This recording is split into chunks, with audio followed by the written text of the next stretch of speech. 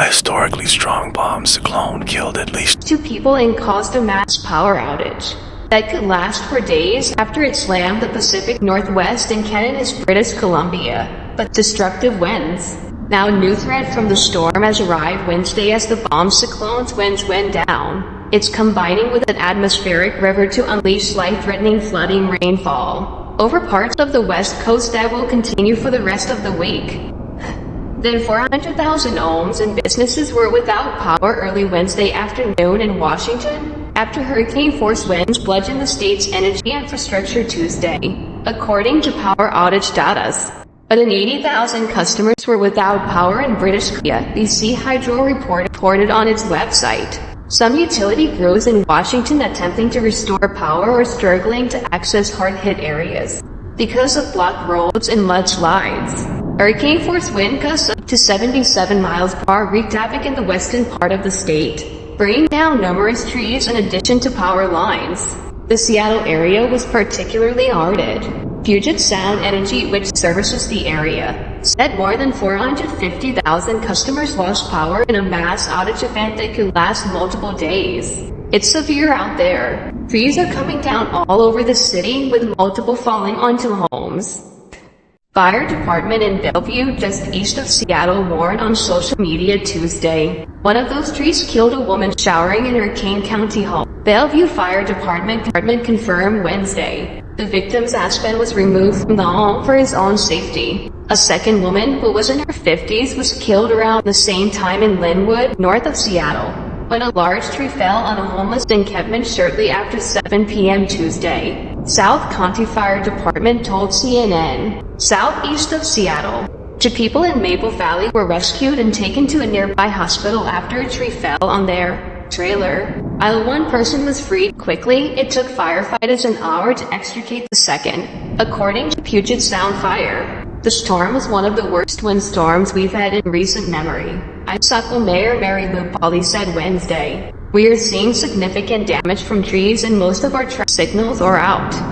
A tree slammed into Washington resident Rob Corcoran's home Tuesday evening, and when it did, he told CNN it sounded like a jet landing on his roof. I didn't even go outside because I was scared I could be hit with flying debris, Corcoran said. I had no idea it was as bad as it is. An Amtrak train collided with a fallen tree north of Seattle in Stanwood Tuesday night, according to CNN affiliate Kiro. The incident left the train inoperable, though none of the 47 passengers on board were injured, Kiro reported.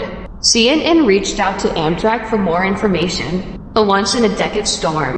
The storm rapidly intensified Monday night into Tuesday in a phenomenon called bombogenesis, and earned it the meteorological moniker of bomb cyclone. Bomb cyclones are formidable and unload heavy snow and winds during the winter. This one was tied for the most intense on record for its location. A storm so strong that it occurs only about once every 10 years. The National Weather Service in Medford, Oregon said Tuesday. It more than doubled the criteria needed to be designated a bomb cyclone from Monday night to Tuesday night. The storm created incredibly rough seas. Multiple buoys located in the Pacific Ocean just off the Pacific Northwest coast recorded wave heights reaching nearly 34 feet overnight Tuesday.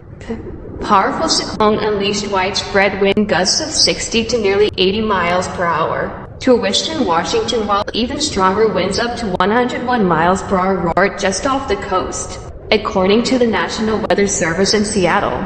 Gusts up to 60 miles per hour slammed western Oregon and northern California, endured gusts up to 80 miles per hour. Winds remained strong at times early Wednesday before gradually starting to ease to gusty, but less damaging levels. But the region's weather threat is far from over. Another bomb cyclone, rain soaking northern California and parts of the Pacific Northwest Wednesday, will get heavier as an atmospheric river strengthens and ultimately peaks in intensity on Thursday. An atmospheric river is a fire hose of moisture that, when tapped by a storm like the bomb cyclone, and deluges those in its path with torrential rain, sometimes lasting for days. That's what's happening this week. So a level 3 for risk of flooding rainfall is in place for parts of Northern California Wednesday, according to the Weather Prediction Center. That risk level climbs to a rare level 4 for high risk on Thursday. Life-threatening flooding across coastal northwest California is expected due to the very strong and long-duration atmospheric river, the center warned. Dangerous flooding, rock slides, and debris flows are likely.